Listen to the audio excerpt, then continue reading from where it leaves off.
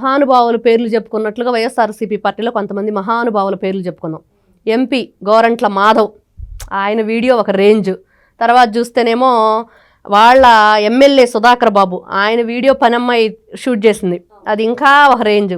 ఆ తర్వాత చూస్తే శ్రీకాంత్ చూసాం, అరుణ నీగుంట అరుణ, మరి వాళ్ళది ఒక రేంజ్.